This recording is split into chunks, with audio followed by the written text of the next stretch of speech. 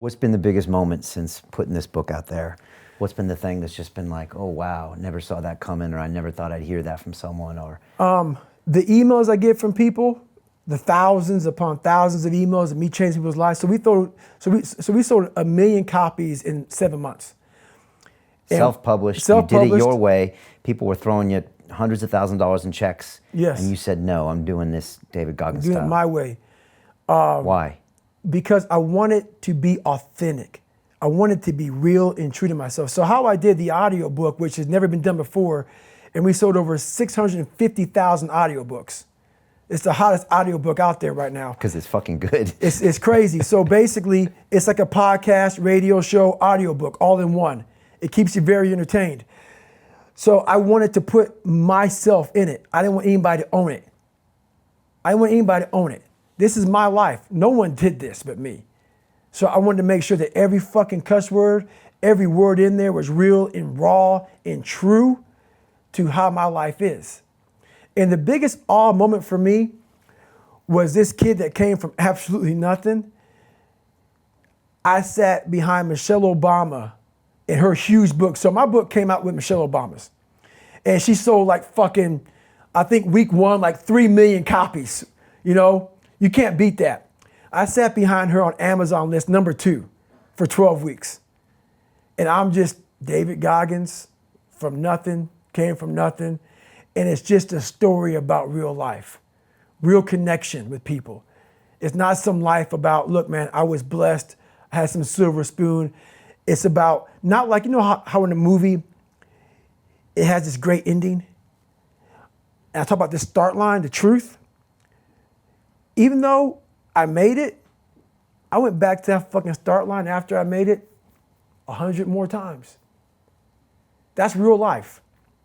Real life is you get to the start line, you think you see the finish line, and something happens, man. Life happens, and you go right back to the fucking start line again. You say, fuck. And sometimes you get pushed way back in that start line. So that's what the book's about, man. It's real fucking life. It's my life in the rawest form. But through that book, you see a whole bunch of takeaways, man. Takeaways. And I call it the indestructible toolbox. It's all through there. So Taking Souls, yep. Cookie Jar. Cookie Jar, Taking Souls, you know, the accountability mirror, uncommon amongst uncommon. We talk about the most powerful weapons, your mind, about how to literally, everybody says they have no fucking time. You have no time because you haven't really saw how your day is. We put so much fluff time in there about on your phone. How much time are you on your phone? And I take all the excuse away. That book takes every fucking excuse away from you, man, to where you're like, fuck. Well, I guess I gotta get after it now. Yeah. So that's what it does. You know, I was reading through this and I found like little parts of my life where I remember doing little things like this. And I went to MIT when I was there, like 20 years old. It was a battle of my mind. I was trying to like study and get these grades. And I remember writing things all around my mirror and all on my wall during finals week, like, you fucking pussy, you fucking piece of shit. Yep. How bad do you fucking want this? Because it was like 7 days of fucking hell in my own brain. And you know, it was all about whether you were gonna break or not. Right. And so I read that, I was like, oh shit, that's the accountability mirror. Yep. And then I remember Cookie Jar. I remember later going to Wall Street and having a moment where I'm like, wait a second, these guys are bad motherfuckers. They're masters of the universe. And then I was like, hold on a second. You went to MIT, That's you competed right. with the fucking best. That's right. You're a bad motherfucker. You got straight A's when you were a sophomore. Fuck these guys. That's right. And that's your fucking and cookie that's jar. The cookie jar. That's your cookie jar. We forget when we get around these people or we get in hard times, whatever it may be, we forget how badass we are. Take a time, go back through your life. I guarantee you there's something in there, like MIT. You can't forget that shit, man. That needs to be like almost #1 in the Rolodex. Whenever you get around some bad motherfuckers go like this, whoop, I'm good. Yeah. I'm okay. Dial that in there. How many of you motherfuckers could have went there and endured that mental hell? Literally. It's just, first of all, getting into MIT, but grinding through it, no, that's a big cookie, man. I went back to that jar a lot of times without even knowing I was doing it. Yeah, that's a big I must have cookie. used that for 10 or 15 years, just always go back. Oh yeah, remember, okay, I'm back on point, let's go. And remember some of those days you spent studying. Oh yeah. The hours, All night. the months, Oh yeah.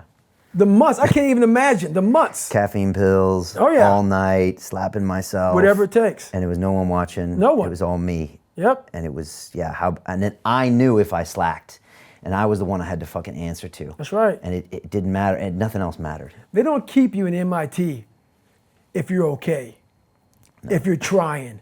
They don't keep you in MIT if you're trying. No. You gotta be excelling, man. Period. The whole time. Yeah, this stuff is real, man. And one other example I found when I came over here and I was in banking, and I've called this the immigrant man sometimes, where I got here and I was like, can I do this? And then I was like, wait a second, I can do this better than these motherfuckers.